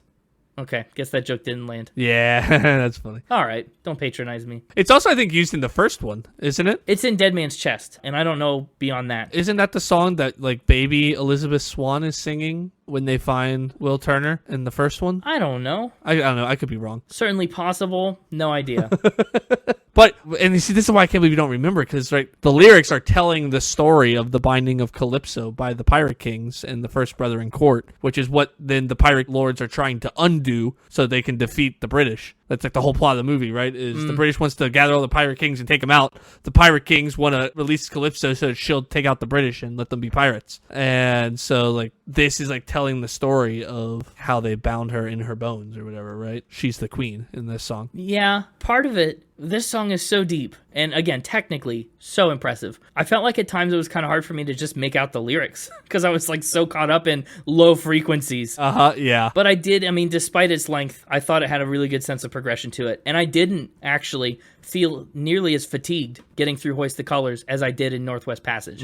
Even though I think I like Northwest Passage better at the end of the day. Yeah. I think this is a really great technical example of like how to do a deep bass folk a cappella song. Like, this is a great technical example of like what this genre can do. Yeah. But because it's so technically specific, and it falls into the same world as like classical music for me sometimes, where it's like it's so technically advanced and you get so caught up in like appreciating how impressively intricate it is that you forget to appreciate it just as like a banger of a song. Well, that's fair. This was the song that assuaged my concerns about it not sounding authentic or being too produced. Especially with like bass notes in a cappella music. I mean, they polished the crap out of the low end, and this song felt a lot more raw. Yeah. I also maybe got seasick listening to this one. I was just sitting still, and all of a sudden I was like, oh, maybe I'm a little dizzy. I drank some water and forgot about it. Another one that actually would get stuck in my head because I really like the higher note harmonies on it. Totally. Is One More Pull. Me, when I need to stop playing Bop It, but I just can't quit. One more pull. Bop it. You know, pull it. One more pull. Twist it. One more twist. And this surely is one more bop. I can say that for sure. Yeah. It just starts so simple with one voice, and then they add another voice to it. And again, it's at the higher register of their singing rather than what we just came from. Stark contrast to Hoist the Colors. Yeah, maybe it's really in the same, like, I'm thinking to, like, Nancy Mulligan. It's in that kind of same area as that, but because we just came from Hoist the Colors, it feels so much higher. Yeah. Positioning of One More Pull is perfect on this album. I think a lot of their sequencing has been really good. Yeah. To start with My Mother Told Me, perfect tone setter. Then we jump back out of it to Nancy Mulligan, a song that a lot more casual fans or listeners are going to know. Yep. Or at least a more pop-friendly song. Then we go back to traditional with Old Maui. Then we get one of the most famous Canadian songs, apparently, that also a lot of people are going to know, Northwest Passage. Hoist the Colors from a movie that a lot of people have seen. That's pretty good. One More Pull probably is none of the aforementioned things, but it's just a good song. And, you know, it continues on. This one, though, like Northwest Passage, is also from 1980. Yeah. Yeah, One More Pole was written and composed by the late Ian Woods of Suffolk and Cheshire in approximately 1980. Right.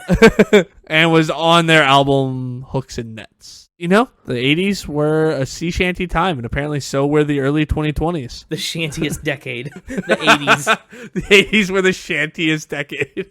Amazing. I did notice the wave sounds in One More Pole, and I had to wonder if they used the same stock wave sounds I used at the beginning of this episode. What are the odds? Maybe. Who knows? Also had to notice there was a lot of hoisting on this record. Yeah, a lot of hoisting. I mean, sea shanties. Hoist the Colors, and One More Pole has some hoisting. You're going to be hoisting on a sea shanty album. It's true. Comes with the territory. But, you know, we said that they're the wellest men, but this song they feature with the Longest Johns. Whoa. Yeah. A lot of superlatives in that pairing. The Longest Johns are an English folk music group from Bristol, England. And they're known for performing folk music and sea shanties in the English tradition and compose and record their own music. The Longest Johns, I mean, it sounds on a sea shanty level like a reference to Long John Silver. However, I'm thinking of long johns like long underwear, and the Longest Johns would just be the longest long underwear, right? Is that what they're going for, or am I like imposing that on them? Don't ask me. I wouldn't know. I don't know either. The Longest Johns just belong on the tallest man. They really took off also on TikTok when their version of the song Wellerman went viral. So again, Wellerman is kind of the litmus test for whether you're a good sea shanty folk band, apparently. Well, you passed the vibe check. Yeah. Listen, again, your discovery. Not only did I discover the Wellerman, the band, but I've also discovered all these. You discovered a lot of Wellerman adjacent people. Yeah, I've discovered a lot of people in this subgenre that I wouldn't have anticipated having that many artists.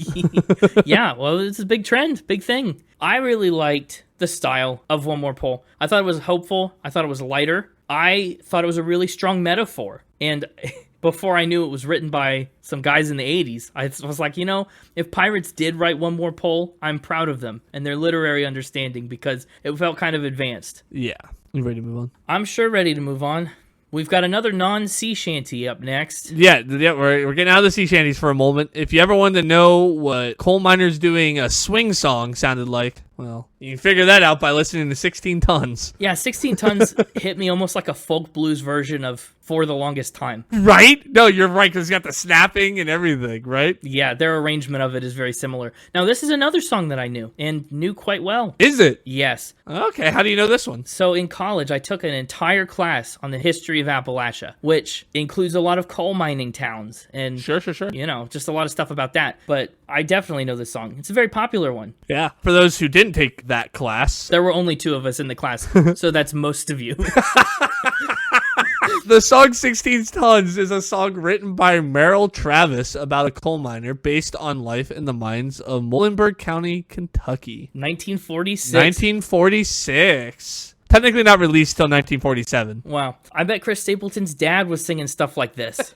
It's not impossible. There's a non-zero chance, as you said earlier. Mm-hmm. Travis first recorded the song at the Radio Record Studio B in Hollywood, California on August 8th, 1946 on his album Folk Songs of the Hills, and the song became a gold record. Yeah. So It's pretty wild stuff. It kind of plays like an old spiritual in terms of, you know, I'm out here suffering and working for the people in charge of me and getting nothing in return. Yeah, it's another song that could have its own Wikipedia page just for covers. It is that popular. Yeah. I mean, in 1955 alone, it was covered 6 times. That's a lot. By, like, all the big names. In 1955, The Weavers, B.B. King, Elvis Presley, Yeah. Larry Cross, Marvin and the Chirps. Just, like, everybody was recording that. Mm-hmm. Bo Diddley did a version in 1960. Jimmy Dean did a version in 1961. Stevie Wonder did a version in 1966. Wow. Johnny Cash did a version in 1987. Tom Morello in 2011. A lot of names. No doubt. And then this song has been translated a ton. There's also just an entire list of foreign language versions of this song. Everything from Polish to Chinese to the more traditional like Spanish and German, a Swedish version, Hungarian, a lot of different versions. Yeah. Pretty popular. So popular that the Wellermen decided to do a version of it. It's true. I think it's a really intriguing song. It's so fun. Like the whole concept is don't call me to heaven because I am so indebted to the company store that they own my soul. Like everything. Which I feel like, having never worked in a coal mine, is definitely how you could feel down there just slaving away, mining coal, you know? Well, it's so much worse than that. I mean, since these coal mining communities were so in the middle of nowhere, Yeah. they had a total monopoly on like the community. Yeah. So the company store, they paid their workers in currency that was only redeemable at their store. Nuts. It's the equivalent of working at a Chuck E. Cheese and they only pay you in Chuck E. Cheese prize tokens and free pizza, but also you live full time at the Chuck E. Cheese and you also pay them rent. Like, it's major exploitation and price gouging and just not good. Yeah. And it's a big reason that there's been like so much long-term poverty in big mining regions in Appalachia and why this song was so resonant with so many people that went through this. Yeah, another interesting factoid I discovered was that the title, 16 tons, refers to a specific practice of initiating new miners. In the mid-1920s, a miner tended to haul approximately 8 to 10 tons per day, whereas for new miners, other miners would slack off so that the new miners could make 16 tons on his very first day. Oh, wow. So if it was like your first day in the mine... Is that a good thing or a... Well, I don't know if it was like a hazing ritual. It was like, oh, you had to put in like your worst day ever on your first day. Or if it's like you got paid by the tonnage and you made extra money and it was a good thing. I don't know. Or if you're like setting expectations for your overseers for what they're going to give you in the future or expect from you. Yeah, I don't know. It seems like mostly that'd be a negative thing. Yeah, feels like it. But that's what it's referring to. 16 tons and what do you get? Another day older and deeper in debt. I really like the second verse, like the 1 minute mark. He just swings the crap out of it. I'm not sure who's singing there, which of the four of them. But I mean, he had to be almost upside down with how hard he was swinging. Went in a full circle. Yeah. You ever do that as a kid? Try to swing so like high and fast that you like went around the bar? Or were you a safe child? Well, I wasn't a Northwest Passage kid or anything, but I definitely dreamed about one day doing the full 360. Oh. Never could make it happen. Oh, I made it happen. Really? Oh, yeah. Good for you. Got so good at it in elementary school that the teachers had to start standing by the swing set so that they could tell people to knock it off and not try it if they saw people starting to swing too high. Oh my gosh. But I think it's time to leave the mines and go get on a boat and get drunk. Boy, oh boy, Drunken Sailor. Yeah, this is another one that I knew you knew. Everyone knows Drunken Sailor, but I gotta say, listening to it here actually awakened a long slumbering memory. Yeah? Yeah, I think the first time that we really encountered this song, like you and I, was in a choir class. Maybe 6th grade. Is that 7th, what do you think 8th? I was referring to when I said I knew you knew it? Because everybody knows Drunken Sailor. Because it's in SpongeBob SquarePants. Because it's everywhere. It's like the pirate song. No, I was specifically saying I knew you knew it because how is that a slumbering memory? I sing this song all the time because of how often we had to sing it in middle school. No, I didn't remember singing it in middle school much at all until I was listening to it and got to the verse with the rusty razor. Yeah. And then I was like, oh yeah, we sang it and everybody really liked that part because it was awful. Yeah, that's what I was referring to. I did not even think I knew it was in SpongeBob. I just was like, I know for a fact James knows this one because we've sang it together. No, this is the pirate song. Yeah. For me growing up, the pirate song was I Like to Sing and Dance by Ray Stevens. But Okay. yeah, Wellerman, do a cover of that song. Oh boy. Whenever I hear the word early, not whenever, but often enough for me to know it's happened, I'll hear the word early and immediately this song will come to me because of early in the morning. Yeah. But, Drunken Sailor is a traditional English sea shanty listed as number 322 in the Folk Song Index. Yeah, an actual sea shanty. Yeah, it was sung aboard English sailing ships at least as early as the 1830s. Pretty wild. Which I like. I like that it's good and traditional like that. I also, fun little mini spin cycle tie-in, I found out that in the BBC Radio 4 UK theme by Fritz Spiegel, Drunken Sailor gets played with green sleeves. The first song that Bruce Springsteen learned how to play. Really? Yeah. That's wild. I don't really know what that combination of things is or sounds like. I just saw green sleeves and I was like, I have to tell Connor, I found green sleeves out in the wild. Yeah. Greensleeves is one that I know for a fact will show back up again. Oh. As not a part of an episode, but as a part of some SupCon later. I see. Here's some interesting things I discovered about this song. Drunken Sailor, what do you do with them? Some of them I knew and just didn't realize I knew, but other ones I was like, oh, that's interesting. So in the 1998 film, The Truman Show, Oh, yeah. Jim Carrey sings this shanty while piloting a boat through a storm near the end of the film. Oh, the boat through the storm? Yeah. Dwight Schrute also sings a refrain from the shanty while under the false impression he is piloting the boat in The Office episode Booze Cruise. Yeah. Tim Curry sang a piece of this song while playing Long John Silver in the 1996 film Muppet Treasure Island. You know, I don't know if I've actually seen Muppet Treasure Island. Oh, wow. You're a big Muppet fan, aren't you? I've read Treasure Island, but there weren't any Muppets in it. And yes, I am a big Muppet fan. Of course, one of my early interactions with this song is that there's a version of it in Assassin's Creed 4 Black Flag, which was my first introduction to Assassin's Creed. Totally. Great game. This was one that I discovered that I thought was interesting. In Ringo Starr's rendition of You're 16, Starr is heard singing the chorus of this song in the fade at the end. Mm-hmm. That's from his self-titled album, Ringo. Wow. I'll be honest, I wish Middle School Us sounded as good as the Wellermen did on their version of it. Well, that, of course. I don't know. I get why they included this. You have to have this. I mean, you have to, right? If you're a sea shanty band and you make your first debut album, it has to have Drunken Sailor on it. I was just surprisingly whelmed by it. And I'm not sure if that's just the execution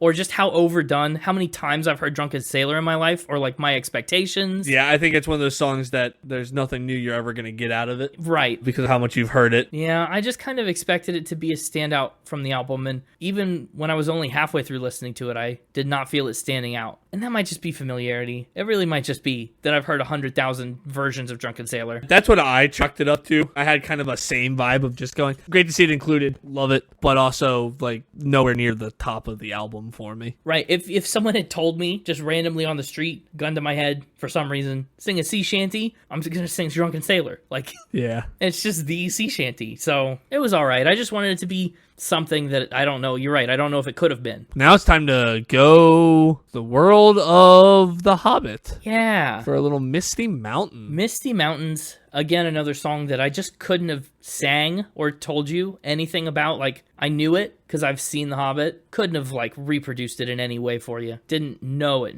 Dang. That's so interesting because this is another one for me that I've heard many different versions of. I've heard several different versions of people like covering this song. I feel like I've heard two versions of it, and one of them was diegetically sung by the dwarves in the movie, The Hobbit, and one of them was played at the end credits of The Hobbit. Yeah. That's probably the only two versions I know outside of this one now. That's so interesting. And I really thought this part of The Hobbit was a little slow. It's like a 2.5-minute music video, but the only thing anyone's doing is sitting in Bilbo's kitchen. It's like a little bit lame. To be fair, the entire Hobbit trilogy is a little slow. They took one book and made it into 3 movies. It was... Yeah, I think it could have been 2. Totally. I think you could have reasonably stretched it to 2. Would have been better as 2. Going for all 3 was a choice. Yeah. Especially, I recently-ish, it's been like a year and a half, but after the Hobbit movie trilogy had been out for a long time, I reread The Hobbit after reading Lord of the Rings for the first time and watching all those movies and stuff. The Battle of 5 Armies is a paragraph. Yeah. I mean, I knew it wasn't very long in the book, but like it doesn't even happen in the book. Bilbo gets knocked out and wakes up and it's over. He just wakes up on the other side of it. Yeah.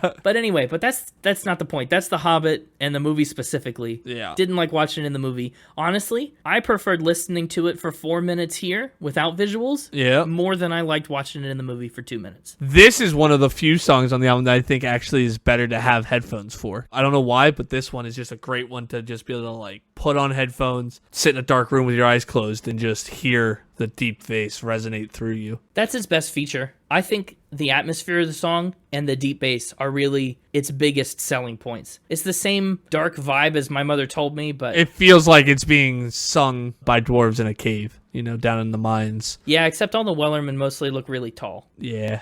That's why I said it sounds like it, not that it is. They sound really short, though. They look really tall, but in this instance, they sound really short. Yeah, hey, Wellerman, You look tall, but you sound short. I thought the Oh, tenor man. parts in this really kick butt. I don't remember many of the dwarves singing too high. I think in the movie, I felt like the tenor harmonies were really good on Misty Mountains. Yeah. And I don't know, just Tolkien, I can't even say a word about Tolkien's lyrics. How could I? The music itself, though, it's not bad. It's also newer, right? They wrote the music for The Hobbit, even though the words came from, the original book. Uh-huh. Not specifically their version, but I just went on a huge deep dive about this song in general and how they approached composing it for the movie. Mm-hmm. Howard Shore, who did also the scores for The Lord of the Rings, right? He wanted the Hobbit soundtrack to have a similar style to it, right? So that it felt like it fit into that world. Sure, yeah. And he tried to convey with each segment of the song a different theme or a different way that the people in the scene were anticipating the journey that they were about to go on. I just sat here and read this entire this musicologist Doug Adams just wrote a book called The Music of the Lord of the Rings Films, and it's a book about the music, right, where he just deep dives in it, and it's oh, that sounds really cool. yeah, after just reading this entire long Wikipedia summary about it all, I was so tempted to go buy that book. I'm going to put it on my radar. Yeah. That sounds really neat. But anyway, I meant to mention it earlier if I didn't, but Ed Sheeran's back. Ed Sheeran does a version of this song. Is he the one that does it for the credits? Or is he just doing his own version? But he's done a version of it. Maybe. He's one of the soloists. Well, he's also not back because... Well, we just mentioned his grandma on track 2. Well, yeah, right. But, he just covered this song. He's not got anything to do with this version. Well, yeah, no, nothing to do with this version, but he didn't really have anything to do with their version of Nancy Mulligan either. No, but at least he had something to do with the original there. Soloists. As with The Lord of the Rings, many soloists performed in all 3 films. This included Neil Finn, who performed Song of the Lonely Mountain in the first movie, An Unexpected Journey, and later Ed Sheeran and Billy Boyd. Oh. So, yeah, Ed Sheeran is singing in one of the end credits for one of the movies. With Pippin. Yeah. That's wild. Yeah, Pippin and Ed Sheeran singing together. Who would have thought? Who could have guessed? Anyway, that was a lot about the Lord of the Rings version. Yeah. We need to quickly talk about the Misty Mountain version the Wellerman did, which is just so awesome. I definitely think, like you said, the bass, the harmonies are the highlights. I think it's pretty much better than the movie version for me, at least in terms of just listening to it. Yeah, I think it's better. But in general, the song itself is not particularly memorable. No. Just to me. I think I need to read that Lord of the Rings book and, I don't know, get more into it. Yeah. But the Misty Mountains itself, it was a slow scene in the movie. I've only seen the movie one time. Well, if you get the book and you start reading it and you think it is worth a read, let me know and I will also buy and read it because it's on my radar, but I don't know if I'll buy it. Maybe we should check a library. Yeah, you're right. It's not the most memorable to try to sing. I think that's just due to how slow it is. Totally. Well, and especially in this context. It's a song that I'm not going to skip when it comes on, but I'm not going to think of to put on in the first place. Disagree. Really? But that's okay. You would skip it? Wow. Yeah, that's my level of feeling towards it. Wow. But in this context especially, it's not as memorable because they follow it right up with the Mingulay boat song. Yeah, they do. Hello, suspended chords. Hello, very good tension in the harmonies. Yes. Hello, interesting choice to start out a cappella and then bring in the instruments later. Uh-huh. I really enjoyed that. The Mingulay boat song is a song written by Sir Hugh S. Robert in the 1930s. Yeah, which is silly, right? What? I think it's silly because I had to look up where Mingulay was and more about it. Oh. What I learned is that Mingulay was inhabited for 2,000 years. Uh-huh. And then in 1912, it was abandoned. Yeah. And then 25 years later, this guy comes along and writes the Mingulay boat song, but everybody's gone. Yeah. Nobody's going back to Mingulay. Yeah, the song describes fishermen sailing homeward to the Isle of Mingulay, where their families wait. It's in Scotland. Maybe it's kind of sad, Oh. right? Because these sailors are singing a song like, oh, I can't wait to get home where my family is. And then they'll get home, and it's abandoned. Like, they didn't get the news. They were out at sea on a long journey. I think that makes a lot of sense. Sailing home to Mingulay, but let her go, boys. Yeah. It does sound like a sad kind of song. It's meant to be like a dramatic irony situation where the singers are singing about how... Ever the sun sets on Mingulay? I don't know. Maybe we're going too deep into it, like every English professor I've ever had, but... I don't know if I'm going that deep into it, but yeah, you're right. That definitely could lend an interesting overtone to the song. I thought the execution was great. I've never heard the Mingulay boat song before. This is the only version I've ever known. I think think they crushed it. Yeah. This was pretty quickly in my top 3. Ooh, this is a top 3 for you. Uh-huh. That's exciting. I know. I liked it a lot. And I was a little disappointed to learn that it wasn't traditional in the fullest sense, but also... I mean, it's about as traditional as it can get. Eh. It only missed it by 25 years. But I also think I saw that they based it off of older music, too. Yeah, no, yeah, there is. There's a whole section where it talks about, like, alternate lyrics that are from older stuff. Yeah. So it's, like, pseudo-traditional, but definitely a very interesting song. And I liked it a lot. It's lighter. It's just that emotion to it. It's got the same kind of emotion that One More Pull has. That sad feeling. I don't know. There's just a little tingle you get when you listen to it. And it's pretty short. It's 3 minutes and 14 seconds. It's like, I want a little more of it even. I'm glad you like this one. Yeah, it was a surprise for one that I didn't know. Sure. And, I mean, had no concrete expectations for. Mm-hmm. It really swept me away to Mingulay. Yeah, we're kind of in a suspended harmony sort of section of this album right now, because we're going into the Reigns of Castamere that start out with those oohs at the beginning that are kind of just suspended out. Yeah, Reigns of Castamere was the biggest Disappointment? frustration. Yeah, disappointment. Oh, no. The biggest, again, context. Super key here. Yeah. I saw this song, it just has a name of a place. It's about, I don't know, claws and cane, like it's a battle and a fight. And I was like, oh, interesting. And it kicks off with and. You know, I like when a song starts with and starts us in the middle of the story in the action. And I was like, this is interesting. I'm not really following the story too well and the characters and the action on one listen because I was trying to take in everything. Uh-huh. And I was like, what's this lore? Like, what's all this story that's happening? Oh, no. And I Yeah, uh-huh. I was like, what even is Castamere? And I Googled it, and I got so mad. Mm-hmm. This is from Game of Thrones? Sure is. It's from Game of Thrones. It was written in 2019. It's not a sea shanty. It's not a traditional song. It's not even real lore. Nope. This is just George R.R. Martin stuff. Yeah, but it's so good. I've never read or seen Game of Thrones, and I'm not mad that it is Game of Thrones, to be clear. I'm just mad You're just mad. because I wish it was something else. Yeah.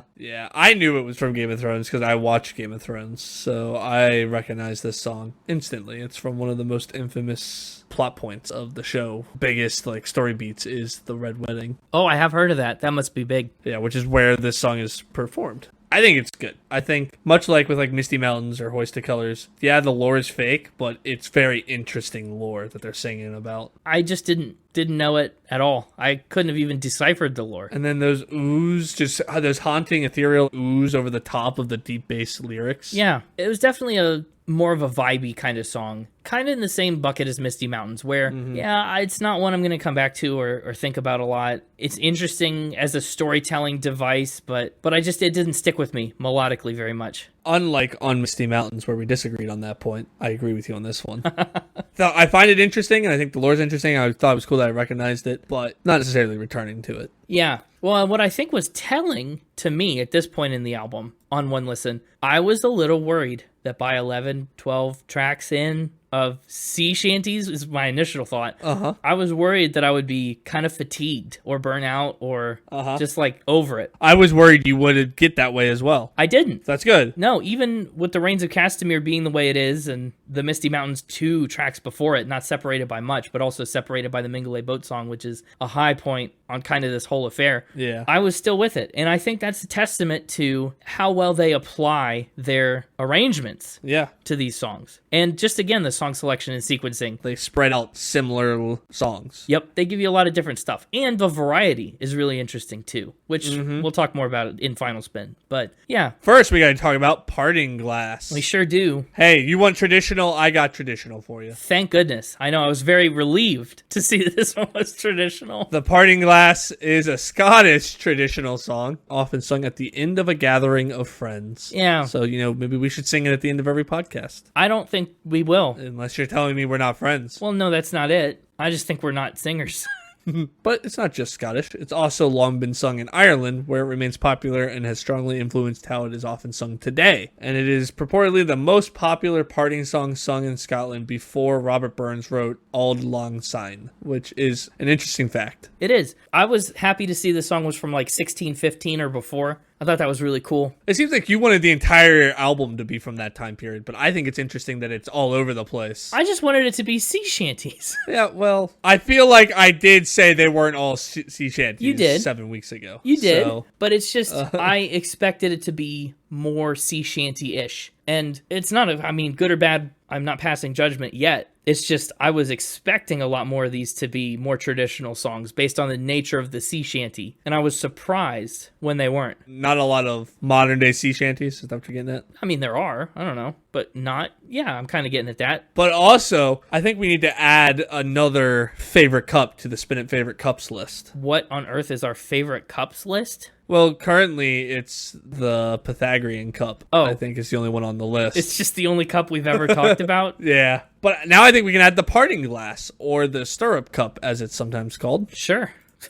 I guess. Which was the final hospitality offered to a departing guest. Once they had mounted, they were presented one final drink to fortify them for their travels. And the custom was practiced in several continental countries. And this is a picture of what it looks like. That's really interesting, conceptually. I really like that practice, that tradition. Like, you hop up on your horse and they're like, one for the road. Like, very illegal and shouldn't do it. But imagine like you get in your car and your friend is like, here, down this shot real fast before you. Horses are a little different. Yeah, I don't think... Well, I really like Parting Glass. I thought there were really good dynamics. I thought it was a very well arranged song in the way that they put it together. Mm-hmm. And I really loved the story behind it and the meaning and the emotion behind it. Uh-huh. I thought when I first heard Good Night and Good Joy Be With You All, I was like, this should be the end of the album. Why is this only the next to last track? And I was about to be kind of sad and annoyed by that, but then I saw what the last track was, and I was like, oh, that makes perfect sense. This is like the end of the concert where the lights first go down, and then we get the encore with track 13. Would you like to do the honors? What are the honors? Well, normally I would yell something right about now. Oh, you're right. You're right, I get to. Title track! Yeah, title track! And band name! Yeah. Well, kind of, but not really. This is the song that kicked off the entire Shanty-Tok movement. Swept the nation. Except again, though, the title is Wellermen, and this is one Wellerman. One Wellerman in a sea of Wellermen. Well, deep, just like the ocean. Just trying to be the wellest man of them all. True that. Yeah, I feel like very few people knew about the Wellerman as a song until 2021 when it just exploded, and then everybody knew it all of a sudden. Well, I'm sure the people in the 80s knew since they were the shantiest decade. I mean, you joke, but this song was written in New Zealand in the early 1970s. Yeah, I know. So very well, the shanty folks in the 80s might have known this pretty well. Yeah, I know. It was only a half joke. It was a half serious. But yeah, you're right. It's a folk song in ballad style, first published in New Zealand in the 1970s, about the history of whaling. This is another one that I just read the entire Wikipedia page because I was fascinated. They go into a whole historical background on the history of whaling in New Zealand. Oh boy. Just everything. I was discovering a lot as I was researching for this album. I mean, me too. This album made me learn a lot. Rightfully so. It was really good. It was fun, and it was upbeat, and I kept wanting it to get a little bigger, and it didn't, and that's fine. Sure. But I just wanted that same wall of sound that you described that was in the original kind of TikTok versions of this song. Yeah. It's kind of one instance where I wish they'd done a little more on the production to bring out the lower end and give it a little punch up. But, I mean, as a signature song, it doesn't get any better than this. As a namesake song, yeah, it doesn't get any better. Yeah, this is one of those songs that, yeah, you absolutely save for just, like, the end of your concert, right? Or the beginning. Yeah, it's either the first or last song you play. Mm-hmm. How you get everybody pumped for your concert, or when everybody thinks you're done, you just pull this one out and everybody's ready for a whole new concert again by the end of it. Right when you think their tonguing is done, the Wellermen come.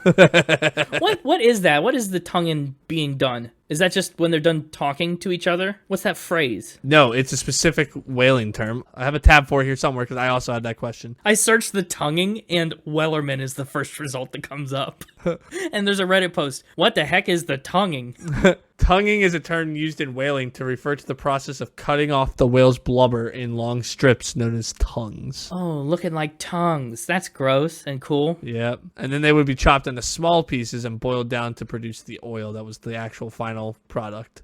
Interesting. And then the team that did the butchering were known as the Tonguers. So one day when we're done cutting the fat off the whale, we'll get out of here and come home. That makes sense. Yeah. Well, what a capstone, really. Yeah. It was certainly a wild ride of an album. That is for sure. And just like that, we are at final spin. That's right. Final spin of the wheel on the pirate ship. Do I go first on this final spin? I ask every time. We never know. Well, I'll go first, because I don't know what your score for this album is either. I mean, you have recently freed yourself of the obligation to only bring 9s. So this has a lot of leeway with you, I think. I don't know. Could end up somewhere surprising. It could still score at 9. Oh, totally. But it could end up somewhere. We'll see. So for me, I mean, when you introduced it as sea shanties, I was totally caught off guard and not sure what to expect. And the album ended up being a lot less shanty-y than I expected. You know, there were a few proper sea shanties. Yeah. But there were also a lot of songs that weren't shanties, that were about boats. I know I said sea shanty 7 weeks ago for the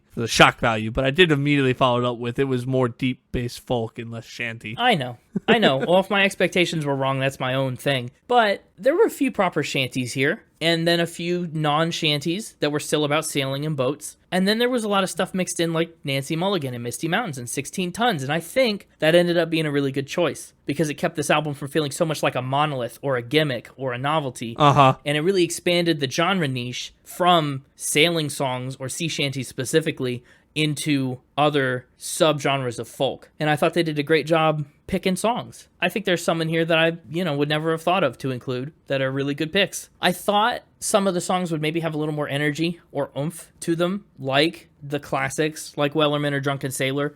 But honestly, the parts that stuck with me the most on this album were the softer parts. Maybe not the softest parts, like Rains of Castamere and Misty Mountains, but the softer parts, like the One More Poles and the Mingulay Bays. Like, that felt more memorable than most of the upbeat, kind of straight-up shanty kind of things to me. And I also think it's really cool to make traditional music accessible. I know a lot of these songs were newer, and the diversity of time periods is really cool. That's true. But also, it's really neat. Like, how many people from the band's TikTok-centered audience would ever have listened to a song like Old Maui, or My Mother Told Me, if they didn't put it on this record? Yeah. And I think it's really awesome to expand the reach of historically significant music. That's really cool to me. I told you this is a great pick for the year discovery. That's why I brought it. It was, and I discovered, we both learned a lot about the Wellerman and about all these songs and sailing and stuff. Yeah. And back to the, production thing, the album was really clean and pretty crisp, and it wasn't overdone to the point of being distracting, like with Pentatonics. It wasn't pitch corrected and EQ'd beyond belief. Like, there was still a lot of wiggle room in there. This felt like something you could perform live and have it sound very similar on stage, unlike Pentatonics, which the recording was so polished and different that it was like indistinguishable. Sure. So it was a very interesting pick. I was really excited about this one. My scores are as follows. Given music an 83. There's a few songs that just don't stick. So 83 for music. Sure. I mean, I'll accept that. Yeah. You see, I'm unburdened from carrying what your score is this year since I've broken your top 100. That's right. And I've taken the 9 cap off myself. So whatever your score is what your score is. We're free to discover. This is a journey of discovery, not a challenge. Yeah. I gave lyrics a 78.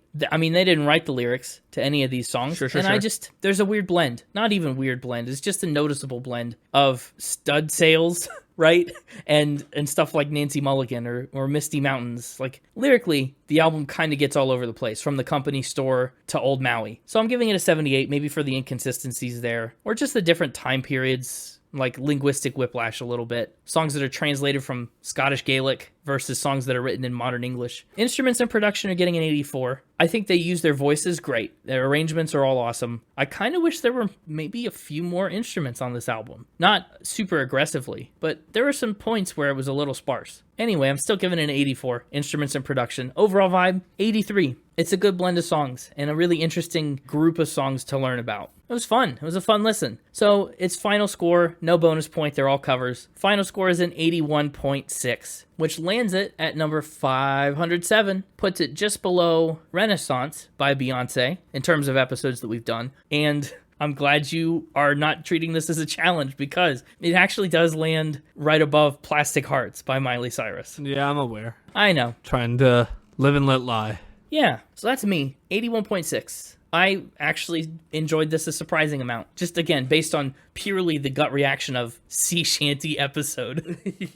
I'm glad you enjoyed the pick. I thought you would. And again, I had to get your reaction 7 weeks ago. Understandable. On recording. I think such a unique album. And I love just not only the unique history of all the songs we have to learn about, but just the unique way this album and this band came to be, right? Like we talked about at the beginning of the episode. True. I think it's a fascinating dive into a completely different style of music and a completely different method of artistry. You know, it was fascinating. I really enjoyed it. And, you know, it's been a while since we've explained how our scores work. So James gives a score in those 4 categories he just names, and then he has a complicated math formula that the squirrels handle. Math department. It's weighted. My formula is weighted. Again, it's squirrel math, so I don't pretend to understand it. It's nuts. Exactly. It pops out a score, and then it gets put on his list, and he has like over 700. Are you at 700 yet, or are you still in the 600s? I am above 750. I think 1 or 2 more months and I'll be at 800. Yeah. Wow. He's getting close to 800 albums all in this massive spreadsheet that you can look at on our website at www.spinapod.com. True that. See both his rankings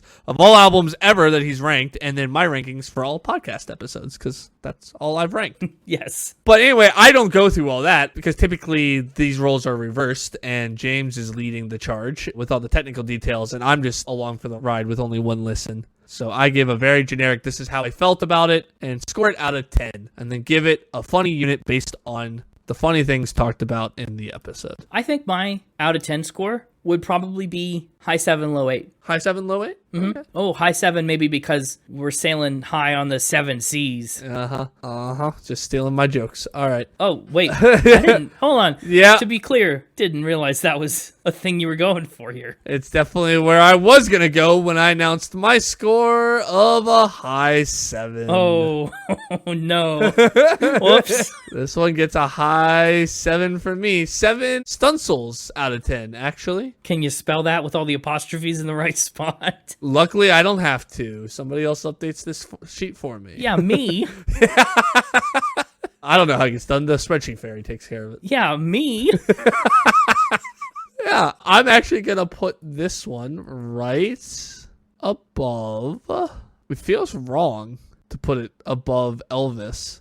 Whoa. But it's got to be above Elvis in order to go where I really want to put it, which is right above Childish Gambino. But I'm just looking at Elvis a couple down and going, that doesn't feel right. Oh, that's wild. Childish Gambino was a pirate too, because he went on that pirate cruise in Florida. Yeah. What are the odds? You're coming with a pirate plank over there. A pirate cove. Yeah. And you said Elvis Covered Company store. He's relevant. Yeah, it's going right above Childish Gambino. And then the other thing I get to do, because I set the precedent way back on episode 1, is I pick my top 3 favorite songs. That's true. And then I also get a honorable mention. Yep. And then I also have since set the precedent I can take more than those 4 songs. But it's going to cost you. Yeah, it'll cost me picks in later episodes. I'll lose a pick every episode until I get back to neutral. And you've been holding on to picks zealously for a while. I've been holding on to them. In anticipation of this episode. So I'm curious how far into this 13 you're going to dip. Well, let's find out. Up first, honorable mention. My Mother Told Me. Ooh,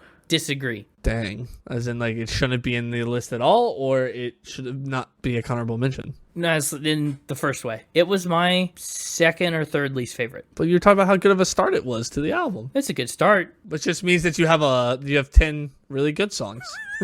Is that what it... Well... But anyway, up next, a top 3 and my favorite feature, Nancy Mulligan, with my favorite feature going to Melinda. Agree. Honorable mention, Northwest Passage. Acceptable. Did not make my top 3, but could have. Honorable mention, One More Pull. I agree with One More Pull as well. Top 3, 16 Tons. I mean, hey, it's your picks here. Honorable mention, Mingulay Boat Song. Agree. Honorable mention, Parting Glass. Acceptable. And top 3, Wellermen. It's 8 for those playing along at home. 8 out of 13. 8 out of 13. 8 out of 13 top 3. And you usually get 4, so you're sacrificing 4 weeks, a full month of honorable mention picks. I know. My top 3, I'm making a snap decision. Okay. My top 3, and I don't really know which one's the Jamesable mention. I did, and now I don't. I guess I'll give it to the one that's replacing the old Jamesable mention, because why not? Nancy Mulligan's going to make that cut. Yep. Kind of sad that it is, just because it's from 2017 on an album of folk music and sea shanties, and it's like a modern pop song, but that's fine. Yeah, but that's the diversity in effect, right? I suppose. Northwest Passage is my new entry. Oh, okay. It is the Jamesable mention. One More Pull makes that top 3, and the Mingulay boat song makes my top 3. Now comes the hard part of picking our top 2 songs. We each get a pick one song to go on the Spin It Favorite Songs playlist. And be immortalized on the playlist forever. Yeah, you can find that anywhere you get music. Well, YouTube and Spotify. If you get it from YouTube and Spotify. Right, anywhere you get music, if it's specifically those places. And that's just because we don't have a way to use Apple Music. So, yeah. Oops. So, yeah, every episode we've ever done. Minus the holiday specials. Yeah, but that's only because James refuses to put them on there. Anyway. What are you thinking? Sounds like you want to go with Mingulay boat song. If I'm picking my favorite and the shantiest, I would go with Mingulay boat song and One More Pull. Those were both surprising to me and very enjoyable. I also would entertain Northwest Passage, though. It's in that same kind of category. They're just so similar, though. Well, I know, and that's why I like them both, maybe. Yeah. I could agree. Yeah. Northwest Passage, you said? Yeah, it's kind of also in the same category, but it's longer. That's its biggest drawback. I'm a big fan of Northwest Passage. I could get behind putting that one on there. If I had my way, I think I would pick 16 Tons in Northwest Passage. I really like the swinging coal miner.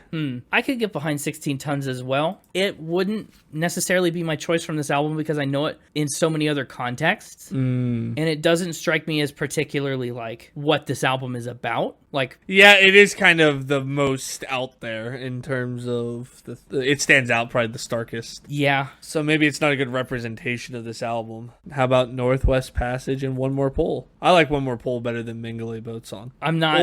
Or Northwest Passage and Wellerman. That way we get two like different styles. The trick about Northwest Passage is it's just its length is working against it in a playlist pick context. I could get behind One More Pull and Wellerman. Yeah, I think that's a good pair. But again, I do think a lot of these, maybe not a lot, but definitely some of these songs are going to make it onto my own playlist, which is always a win for you, I think. Yeah, I love when that happens. I think all that's left is wrap up. That's right. You get to do it this time. Yeah, I already set the website where you can check out all sorts of stuff. True. At www.spinitpod.com. You will find supplementary content, some bonus videos, me crying eating hot chicken.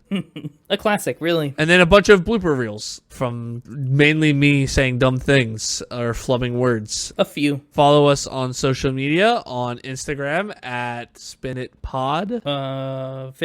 Official. Dang it. I was wrong. You were on the right track. I usually go the other order. That's the problem. I messed myself up. X at spinitpod or on Instagram at spinitpodofficial. Yep. Hey, follow us, like us. I think you can leave comments on Spotify now. Yeah, it's a whole thing. It's a whole thing. Do all the things. It helps us grow. And I know what I'm forgetting. We need to give one final shout out and thank you to the Wellermen for exactly what I was going to say. Participating in Factor Spin this week. How fun. Thank you so much. That is so fun. It was a blast. If you've listened to this whole episode for some reason and have not yet listened to the Wellerman album or looked into them, go do it. What are you waiting for? What are you waiting for? What are you going to say next week? Oh, tune in next week to hear James say something funny like this. Guy Fieri's presence in all these facts is really causing me strife. And, tell your wellest friend about Spin It. Tell a friend you'd like to go down to Old Maui with. How about this? Take a friend that you want to listen to this podcast, get him in your car, take him to the car wash, roll all the windows down, and it'll be like you're on a boat listening to us for some reason. Yeah, do that. Your friend will love it. And if you do that, tell us. And while you're doing that, the car wash is going to... Oh, clever. Keep spinning. Okay, here's my question. If you were stranded on a desert island and you could have one CD with you. Okay. Would it be better or worse if it was a CD like this, all about boats and sailing and being on an island? And water. Yeah. Does that help? Because it's like matching the mood, or is that really like just reminding you that you're kind of screwed in your situation? Well, I was thinking it almost would make you like. I think it helps because, like you pointed out earlier, a lot of these sea shanty type songs were meant to be sung to the beat of the work being done. So as I'm working on the island, setting up my SOS signs and building a shelter and everything, I can be Doing the Wellerman. working. Yeah, I can be working. Yeah, You better hope the Wellerman comes soon. You're probably getting hungry. I could be chopping to the Wellerman. You could chop to the Wellerman. Yeah, maybe you'd have all that time to finally learn what a chop is. I don't know. I don't understand TikTok. You understand studding sails better than you understand TikTok chops. Well, that's because there was a great song about studding sails. I need a great song about TikTok. What about Kesha? I don't know what that is.